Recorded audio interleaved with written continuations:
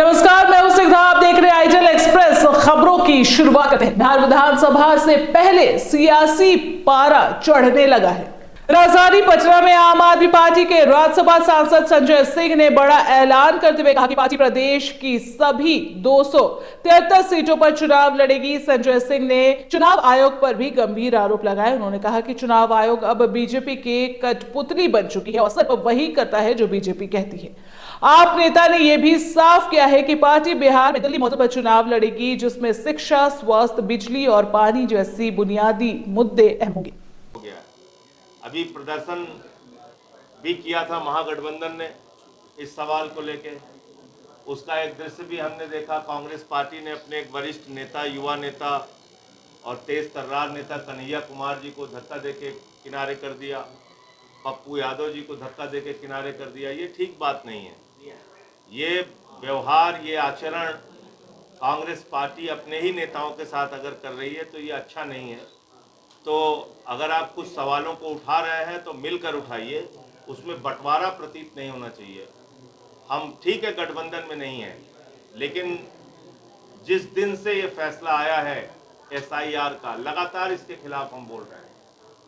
तो मुझे लगता है कि जो अभी फिलहाल सबसे पहली प्राथमिकता है बिहार के चुनाव को बचाने की, वो है SIR को रोकना।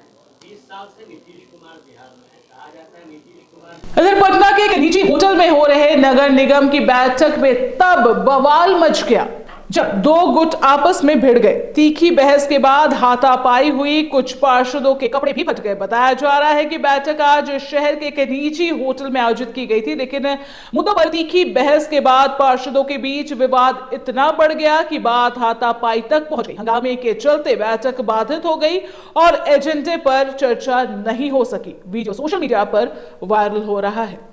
इधर पटना के वेटनरी कॉलेज के मेडिकल डॉक्टरों ने विरोध प्रदर्शन करना शुरू कर दिया है। बता दें कि स्थानीय लोगों के साथ मारपीट और कैंपस में घुसकर गोलीबारी किए जाने का मामला है। इसी वजह से छात्रों ने विरोध में अनिश्चितकालीन हड़ताल पर जाने का फैसला किया है। इस गोलीबारी में एक छात्र घायल हो गया है। प्रदर्शन कर रहे छात्र सुरक्षा की मांग कर रहे हैं। छात्रों के आंदोलन के कारण कॉलेज की गतिविधियां बंद हो गई है। वेटनरी कॉलेज में काफी संख्या में पुलिस बल पहुंची है, जो आंदोलन पर उतरे छात्रों को समझा बुझा करने की कोशिश कर रही है। लोग हमेशा घुस जाते हैं और आउटसाइडर्स का जो है आतंक बहुत ज़्यादा बढ़ गया है। हम लोग को अपने कैंपस में ही वो लोग के डर की वजह से खेलने में डर लगता है और वो लोग हमारे पिच को ऑक्युपाई करके खेलते हैं और उनको हटाने पे जो है हमारे साथ मारपीट करते हैं। ये मारपीट करते करते कल हम लोग खेल रहे थे और पीछे से आके जो है 4 राउंड फायरिंग किया गया पिस्तौल से, जिसमें हमारा एक जो सीनियर है हमारे मयंक बॉस, उनको जो है गोली लगा। उनको जो है सीने पे गोली मारा गया था, पर हाथ से बचाने पे वो उनको हाथ में गोली लगा। तो हमारा सेफ्टी हमारे कॉलेज में ही नहीं है। हमको अपने सेफ्टी के लिए जो है बहुत कंसर्न है। हम यहाँ पे पढ़ने के लिए आए हैं। बिना सेफ्टी के हमारा यहाँ पे पढ़ाई लिखाई सब चीज़, पूरा बच्चा कॉलेज का डरा हुआ है। यहाँ पे कॉलेज कैंपस में घूमने में डर लगता है, कब आउटसाइडर आ जाए, कॉलेज कैंपस में घुस के गोली मार दे। यही चीज़ हमारा कंसर्न है कि हमारे सेफ्टी को ध्यान रखें। हमारे डीन सर को जो है बहुत बार एप्लीकेशन दिया गया है, लेकिन उनके तरफ से भी कोई अभी तक उसके ऊपर कार्रवाई नहीं किया गया है। तो यहाँ पे CCTV सर्विलेंस बढ़ाया जाए, गार्ड का सेफ्टी बढ़ाया जाए, तो हमारा यही डिमांड है। हम लोग सेफ्टी फील नहीं करते हैं, बाहर जाते हैं तो क्या बोलते हैं, डर लगता है। बाहर कमेंट्स करते रहते हैं लड़के, बाहर से आउटसाइडर आते हैं तो हम लोग अपने कैंपस में नहीं घूम सकते तो कहाँ जाएंगे। फर्स्ट ईयर के स्टूडेंट। फर्स्ट ईयर कल शाम में करीब 6 बजे के आसपास में हमारे पास सचिवालय थाना को सूचना मिली, ये हवाई अड्डा थाना में ये सूचना प्राप्त हुई थी कि जो वेटनरी ग्राउंड है यहाँ पे गोली चली है। तो इसका सत्यापन करते हुए जब पुलिस पहुंची तो ये पाया गया कि एक मयंक नाम का युवक है जिसके हाथ में गोली लगी थी। तो उनको IGMS भेज दिया गया था उपचार के लिए, और जो छापामारी है वो की जा रही है। FSL की टीम यहाँ पे आई थी और तथा जिनकी भी अरेस्टिंग करनी है उन सबकी पुष्टि करके छापामारी करके अरेस्टिंग की प्रक्रिया की जा रही है। मैम, कॉलेज कैंपस के जिस तरीके से विवाद है, कॉलेज के प्रशासन के तरफ से क्या पुलिस को इसकी कोई नोटिस मिली थी कि बाहरी लोग यहाँ पर आके क्रिकेट खेलते कब्जा कर लेते हैं? क्या इस तरह का कोई नोटिफिकेशन आप लोगों को आया था अभी तक? इसका ये हम लोग देख रहे हैं कि हमारे पास में किस तरह का कंप्लेंट आया था, क्या है। इसका हम लोग इन्वेस्टिगेशन कर रहे हैं। जितना भी अन्य तथ्य होंगे वो हम आपको आगे बताएंगे। टोटल कितनी अरेस्टिंग अभी तक हुई है? अभी छापामारी चल रही है, हम आपको अपडेट करेंगे। जितने भी लोग पकड़ाएंगे हम उसके बारे में आपको होने की सूचना है। अभी इसका सत्यापन किया जा रहा है, छापामारी की जा रही है। हम आगे इस पर आपको अपडेट करेंगे। इनके तरफ से फर्द बयान अभी नहीं दिया गया है, जो है इनके प्रशासन से लिया जा रहा है। जैसे हमारे पास में आ जाता है गर्ल्स स्टूडेंट्स का भी लेकर गर्ल्स सेफ्टी को लेकर भी इन लोगों की कुछ डिमांड है, क्या प्रशासन उस पर भी देखेगा? इनके जितने भी बिंदुओं होंगे वो सारे बिंदुओं पे हमारी तरफ से वो प्रॉपर्ली देखा जाएगा। जितने भी रिक्वेस्ट इनका रेज किया गया है वो सब पे प्रॉपर इन्वेस्टिगेशन किया जाएगा। Thank you. सावन महीने की शुरुआत हो गई है और इसी के साथ राजधानी रांची स्थित पहाड़ी मंदिर में भक्तों का सैलाब देखने को मिल रहा है। महादेव के भक्त पहाड़ी मंदिर पहुंच रहे हैं और भगवान शिव का जल अभिषेक कर रहे हैं। इस दौरान तमाम सुरक्षा की व्यवस्था किए गए हैं। वहां पर जो लोग पहुंचे, जो श्रद्धालु पहुंच रहे हैं, उन्हें भी इस सावन में भगवान भोले के दर्शन को लेकर उनकी सुविधा का भी खास ख्याल रखा गया है। देखिए हमारी एक खास रिपोर्ट। वक्त मैं मौजूद हूँ झारखंड की राजधानी रांची स्थित पहाड़ी मंदिर में, जहाँ पे श्रद्धालु जो है पहाड़ी मंदिर बाबा भोलेनाथ के दर्शन में आ रहे हैं। आप यहाँ देख रहे हैं कि भक्तों की भीड़ जो है यहाँ पे लग रही है। सभी भक्त जो है यहाँ पे पहुँच रहे हैं, अलग अलग जगहों से सभी कोई पहुँच रहे हैं। सावन के पहले दिन रांची के पहाड़ी मंदिर में सुबह ही से भक्तों की भारी संख्या में पूजा पाठ करने पहुंच रहे हैं और कहीं ना कहीं भक्त दूध, दही, जल, धतूरा और भांग चढ़ा रहे हैं। भोले बाबा की पूजा देख रहे हैं कि किस तरह से सभी श्रद्धालु जो है यहाँ पे पहुंचे हुए हैं। हालांकि मैं ये भी बता दूं कि जो सावन का ये पावन महीना है, सावन का पहला सोमवार 14 जुलाई यानी कि रहेगा और दूसरा सोमवार 21 जुलाई रहेगा और तीसरा सोमवार 28 जुलाई और चौथा सोमवार 4 अगस्त को रहेगा। सभी श्रद्धालु जो है यहाँ पे आप देख रहे हैं कि आ रहे हैं। वहीं यह पूरा महीना भगवान शिव को समर्पित होता है। भोलेनाथ के भक्त इस पूरे महीने में बाबा की भक्ति भाव से पूजा करते हैं और उनका आशीर्वाद पाते हैं। सावन का माह में सबसे अधिक सोमवार का महत्व माना जाता है। इस दिन भगवान शिव की पूजा करने से सभी मनोकामनाएं पूरी होती है। हालांकि जुड़ेंगे यहाँ पे हम सभी, हम कोशिश करेंगे कि क्या कुछ कहेंगे। कहाँ से आए हैं आप लोग? कहाँ से? चटकपुर से। आज सावन का पावन महीना जो है शुरू हो गया, आज पहली सोमवारी, कैसी लग रही है? अच्छा लग रहा है। अच्छी लग रही है। बाबा भोलेनाथ के दर्शन हो गए? कर लिए, बहुत भीड़ था पर हो गया। मन में श्रद्धा हो तो कुछ भी। हमारे साथ इस वक्त पंडित जी भी जुड़ चुके हैं, हम उनसे बात करेंगे। पंडित जी क्या कुछ कहेंगे? इस बार सोमवारी 4 सोमवारी पड़ रहा है। हाँ, इस बार श्रावण मास में जो है 4 सोमवारी पड़ रहे हैं और 4 सोमवारी करके भोलेनाथ का जो है उद्यापन, हवन, पूर्णाहुति करने के बाद पूरे श्रावण महीना का जो है बाबा भोलेनाथ फल देते हैं और बेलपत्र चढ़ा के, अकवन, फूलमाला, बेलपत्र, दूध, दही, गुड़, घी, मधु के साथ पंचामृत स्नान करा करके बेलपत्र चढ़ा के भगवान भोलेनाथ को प्रसन्न करते हैं। हमारे इस श्रावण महीना में जो है समुद्र मंथन हुआ था, जिसमें भोले बाबा की कृपा से जो है 14 रत्न प्राप्त हुआ था। वे रत्न जो है हमारे विश्व में, संसार में मौजूद है, जो कि हमारे धरती में पेड़ पौधा जितना भी आप देख रहे हैं, जीव जंतु जितना देख रहे हैं, उसमें 14 रत्न में एक अमृत है, उसी का फल है। पंडित जी, यहाँ पे बहुत ही श्रद्धा के साथ बेलपत्र चढ़ाया जाता है, उसका क्या महत्व होता है? बेलपत्र भोले बाबा का बहुत प्रिय है। अब माता पार्वती जो है भोलेनाथ का प्राप्त अर्ध सिंहासन प्राप्त करने के लिए जो है पति मानने के, विवाह करने के लिए बेलपत्र खा के ही 64 वर्ष तक तपस्या किए थे, जिसके वजह से बाबा भोलेनाथ माता पार्वती को प्राप्त हुए थे। इसी तरह से बेलपत्र चढ़ा करके आप भोलेनाथ को प्राप्त कर सकते हैं और उसका आशीर्वाद प्राप्त कर सकते हैं। उसका मंत्र है त्रिद्रम त्रिनिराकारम त्रिनेत्रम च त्रियावदम त्रिजन्म पाप संहारम बेलपत्रम सेवार्पणम।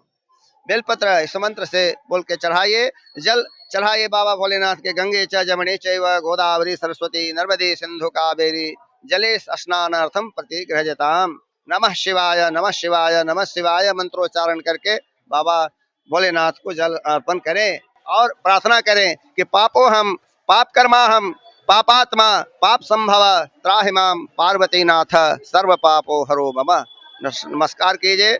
और इस श्रावण माह में जितना भी आपका किया हुआ पाप है वो पुण्य के रूप में बदल जाएगा और पाप नष्ट हो जाएंगे। जी, अपना परिचय दे दीजिए। मनोज कुमार मिश्र, पहाड़ी मंदिर रांची। क्या कुछ कहेंगी? सावन का पहला महीना शुरू हो गया है, कहीं ना कहीं हरियाली का भी प्रतीक माना जाता है। हाँ, हरियाली का भी प्रतीक माना जाता है। सावन बहुत शुभ माना जाता है। जी। कब से आप आ रही हैं पहाड़ी मंदिर? हम तो बहुत पहले से आ रहे हैं। कहाँ रहती हैं? मकचुन टोली में, चुटिया रांची। छुट्टियां में रहती है, तब से आ रही है। हाँ, यस, मतलब 15 साल से आ रहे हैं। 15 साल। हाँ। हमारे साथ यहाँ एक कुंवारी लड़की भी मौजूद है, उनसे बात करेंगे। कहीं ना कहीं कहा जाता है सावन का पावन महीना शुरू होते ही कुंवारी लड़कियां जो है व्रत रखना शुरू कर देती है, क्योंकि उन्हें एक अच्छे वर की तलाश होती है। क्या कुछ कहेंगे? व्रत रखी है? यस, व्रत रखी है। क्यों रखी है? अच्छा वर मिले, जीवन साथी जो है वो अच्छा हो। वो तो ऑलरेडी मिल गया है। अच्छा, वो मिल गया है। क्या व्रत रख के ही मिला या फिर व्रत रखने से पहले ही मिल गया? पहले ही। अच्छा, पहले मिल गया, यानी कि भोले बाबा की कृपा पहले ही हो गई आप पे। हाँ। चलिए, कहाँ से हैं आप? लोहरदगा। अच्छा, लोहरदगा से यहाँ आई है। हमेशा आती है? हाँ, हमेशा आती है। हाँ। जी, हम बात करेंगे और भी आंटी उनसे। अच्छा, क्या नाम हुआ आपका? आरती। आरती। आरती जी, क्या कुछ कहेंगे? सावन का पावन महीना शुरू हो गया है और बहुत ही मन श्रद्धा के साथ लोग यहाँ आ रहे हैं और भोले बाबा के शरण में बहुत सारे जो फल वगैरह है वो सब भी चढ़ा रहे, भांग चढ़ा रहे हैं। और कोई का अपना अपना श्रद्धा है, भगवान को जैसे प्रसन्न करना है। कोई सिर्फ जल चढ़ा के प्रसन्न कर रहा है, तो कोई जिसका मन में जो श्रद्धा आ रहा उतने ही से भोले बाबा तो सबसे प्रसन्न है। पेड़ पौधा पत्ता कुछ भी दीजिए, सबसे प्रसन्न है। कहीं ना कहीं इसे हरियाली का भी प्रतीक कहा जाता है। जी, सावन ऐसे भी हरियाली का ही प्रतीक है। सब तरफ तो ऐसे भी हरा भरा ही है। जी। तो जिस तरह से आपने सुना कि सावन हरियाली का प्रतीक होता है, यहाँ पे सभी श्रद्धालु जो है वो आ रहे हैं। एक नज़र मैं कहूँगी अपने कैमरा पर्सन को कि घुमा कर दिखाए कि किस तरह से सभी श्रद्धालु यहाँ पे जुट रहे हैं और सभी कोई पूजा अर्चना करते हुए नजर आ रहे हैं। भक्त सोमवार का व्रत भी करते हैं। कुछ लोग पूरे सावन लहसुन प्याज का सेवन नहीं करते हैं। हिंदू पंचांग के मुताबिक इस बार सावन 11 जुलाई से शुरू हो गया है, जो 9 अगस्त तक चलेगा। सावन के महीने को बहुत ही पवित्र माना जाता है, माह माना जाता है। इस साल कुल 4 सोमवार जो है वो पड़ेंगे। हमने यहाँ पे सभी से बात की, सभी कोई अलग अलग जगहों से सभी कोई यहाँ पे पहुँच रहे हैं। ऐसे ही तमाम अपडेट्स के लिए बने रहे आइडियल एक्सप्रेस के साथ। अपने सहयोगी प्रशांत के साथ मैं नेहा, रांची से। सावन आ चुका है, हर तरफ बाबा भोले के भक्त नजर आ रहे हैं। इसी बीच मुजफ्फरपुर के बाबा गरीबनाथ मंदिर पर एक नजर डालते हैं, जहां सावन के पहले दिन हजारों की संख्या में श्रद्धालुओं ने शिवलिंग पर जल अभिषेक किया। ये बाबा गरीबनाथ की मंदिर काफी प्रसिद्ध है, जहां 5 पुश्तों से बाबा गरीबनाथ का सेवा करने वाले प्रधान पुजारी विनय पाठक ने बताया कि 300 साल पहले यहाँ कोई मंदिर नहीं था। इसके साथ ही उन्होंने मंदिर से जुड़ी और भी जानकारियां दी है। आइए एक नजर डालते हैं। बाबा की महिमा बहुत ज्यादा प्रसिद्धि हुआ है 1942 से। 42 में फिर और जमीन देखी और भव्य मंदिर बनी और लगभग 50 के बाद बाबा का जो प्रसिद्धि है बढ़ती चली गई और 5 लोग पहली बार कांवर लेके आए पहले जाए घाट से, जो आज 25 लाख से ऊपर कांवर चल रहा है। 5 लोग एक सरैयागंज के टावर के थे, 5 आदमी थे और मात्र 5 आदमी ही कांवर चढ़ाए और उसके बाद से ये आज 25 लाख से ऊपर पहुंच गया है कांवर पूरे सावन में। और बाबा सबकी मनोकामना पूर्ण करते हैं। हमारे यहाँ सबसे ज्यादा सत्यनारायण पूजन होती है। बाबा का जलाभिषेक के बाद सत्यनारायण पूजन, मुंडन वगैरह सब होती है। और मैं जहाँ तक जानता हूँ जो पूरे भारत में इतनी सत्यनारायण पूजन कभी नहीं होता है जहाँ हमारे मंदिर में होता है। एवरेज 200 पूजा प्रतिदिन हमारे यहाँ होता है। ये बहुत बड़ी मैंने बात है, बाबा गरीबनाथ की महिमा है। और अनन्य कथाएं इनकी कितवंती नहीं, जो सत्य कथाएं इनकी है। और यह साक्षात महादेव हैं, तो कहीं तो मत नहीं। और पूरे बिहार के सबसे बड़े शक्तिपीठ के रूप में ये उपस्थित है। विनय पाठक, प्रधान पुजारी।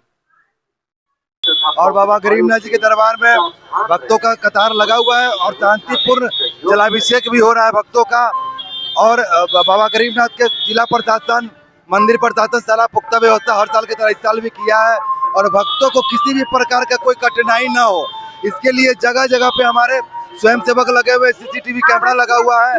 और किसी भी अफवाह में भक्तों से मेरा अनुरोध है कि किसी भी अफवाह में न पड़े और जिला प्रशासन, मंदिर प्रशासन द्वारा जो गाइडलाइन दिया गया है उसका फॉलो करें और जलाभिषेक करें।